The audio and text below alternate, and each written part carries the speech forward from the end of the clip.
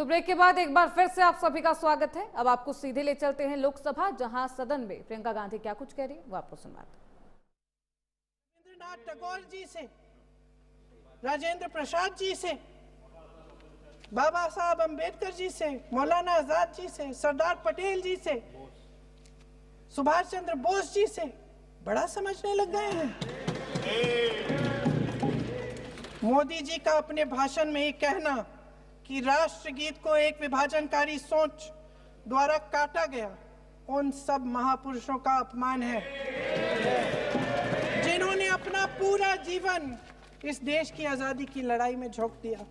वंदे मातरम को विभाजित करने का आरोप लगाकर आप पूरी संविधान सभा पर आरोप लगा रहे हैं, उसके हर एक नेता को दोषी ठहरा रहे हैं।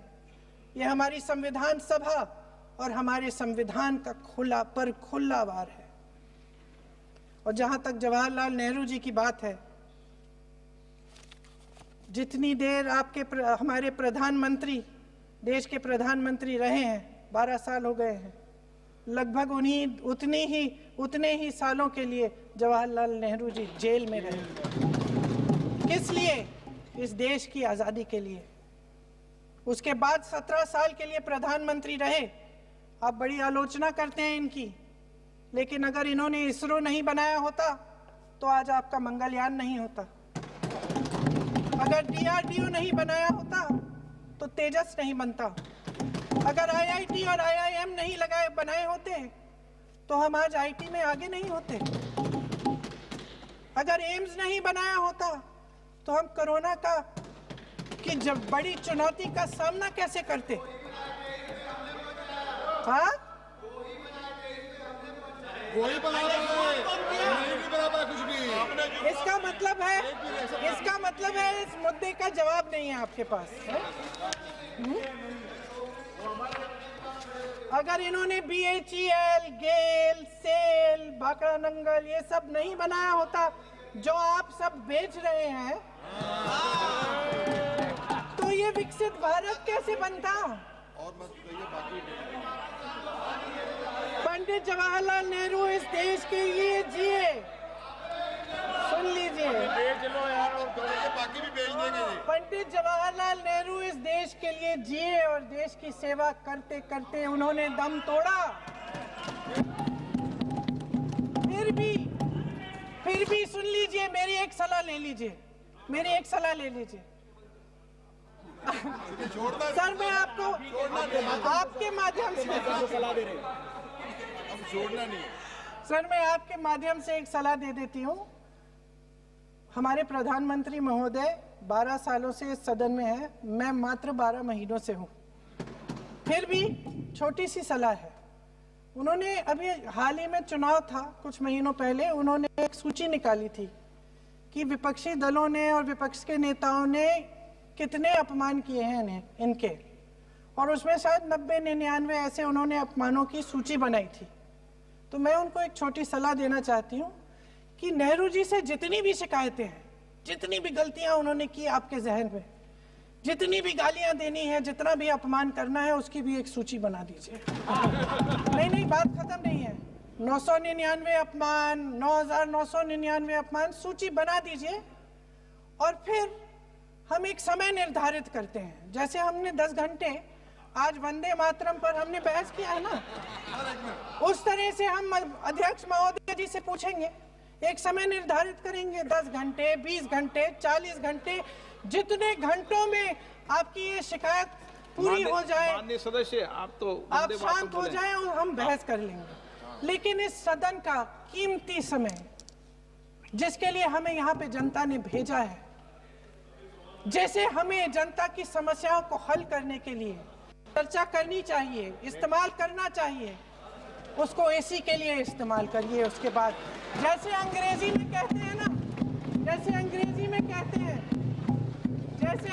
में कहते हैं कि once and for all let's close the chapter, close कर लीजिए। देश सुन लेगा क्या क्या शिकायतें हैं, किसने क्या किया, इंदिरा जी ने क्या किया, राजीव जी ने क्या किया, परिवारवाद क्या होता है, नेहरू जी ने कौन सी गलतियां की, सुना लीजिए, फिर खत्म। उसके बाद बेरोजगारी, महंगाई,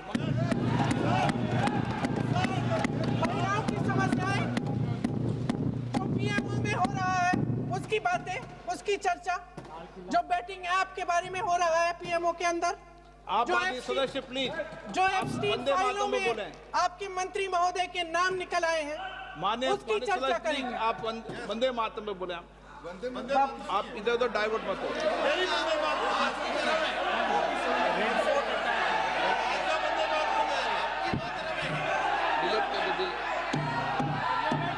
क्या हो गया? आप एक मिनट, हाँ कर दे। क्या हो गया? अंत में चिड़ी गए।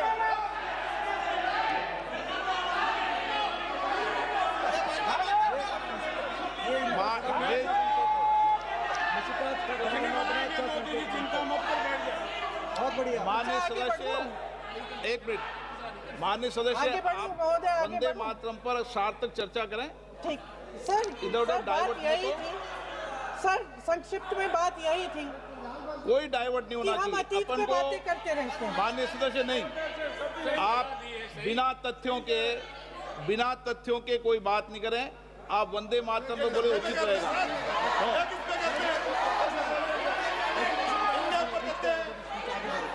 मैंने प्लीज। अध्यक्ष महोदय, मैं आपकी बात मानती हूँ, लेकिन बिना तथ्य के बहुत सालों के लिए ये हम पर आरोप डाल रहे हैं। हम चुपचाप सुनते हैं, इनको भी थोड़ी सी संतुलन होनी चाहिए। सुनने की थोड़ी सी हिम्मत होनी चाहिए। ये राजनीति है, हम बोलेंगे, आप वंदे बोलेंगे। मातरम बोलें। ठीक। वंदे मातरम सर। महोदय, आज की ये बहस सिर्फ ध्यान भटकाने के लिए की जा रही है, क्योंकि ये सरकार इस देश के वर्तमान की असलियत छिपाना चाहती है। आज देश का युवा कितना परेशान है, कितनी मुश्किल में है।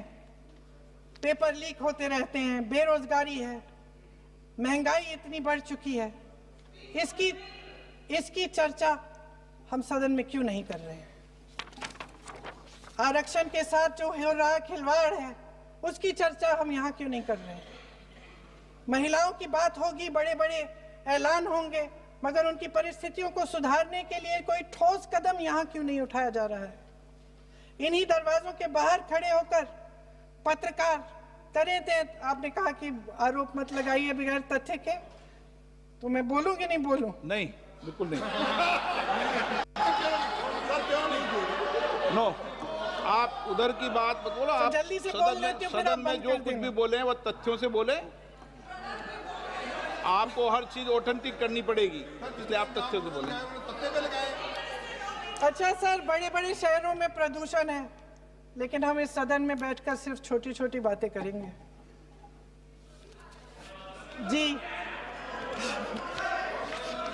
जो अतीत की बातें हैं ना, जो बार बार आप चाहते हैं कि हम पीछे देखें, लेकिन हम आगे भविष्य की बात, वर्तमान की बात, जो असली समस्याएं हैं उनकी बात न करें, ये छोटी बात होती है। आप में हिम्मत है तो भविष्य की बात करिए, हिम्मत है तो बात करिए कि बेरोजगारी क्यों है, कि पेपर लीक क्यों होते हैं।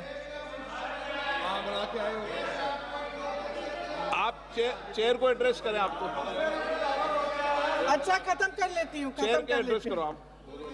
अध्यक्ष महोदय जी, सच्चाई ये है कि इनका शासन दमन का शासन है। इनकी राजनीति दिखावे की राजनीति है, इवेंट मैनेजमेंट की राजनीति है, चुनाव से चुनाव तक राजनीति है, तरह तरह के ध्यान भटकाने वाले मुद्दों की राजनीति है। वंदे मातरम इस देश की उन्हीं उम्मीदों की गुहार है जिन्हें आपका शासन हर रोज ठुकरा रहा है। आज भी सरहद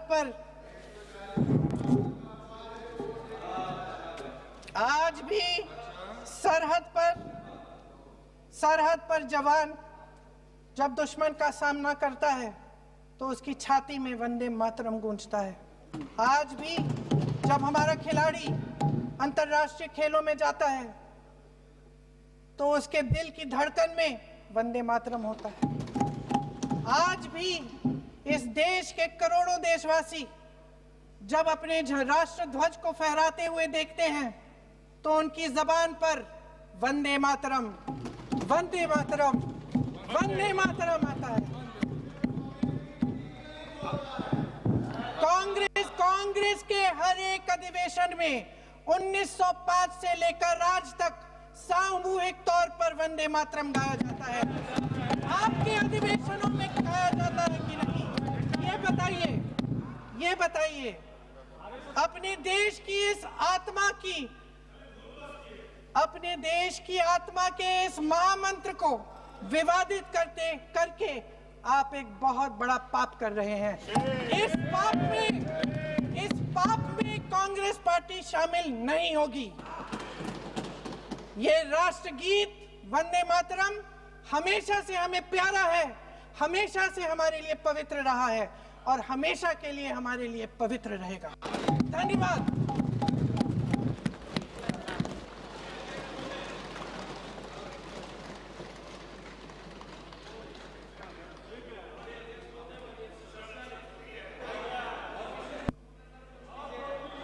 माननीय अध्यक्ष महोदय, माननीय सदस्य ने अपना वक्तव्य देते हुए अभी ये कहा कि वंदे मातरम जब महान कवि बंकिमदास चटर्जी ने लिखा, चटर्जी जी ने लिखा था, उन्होंने बंकिम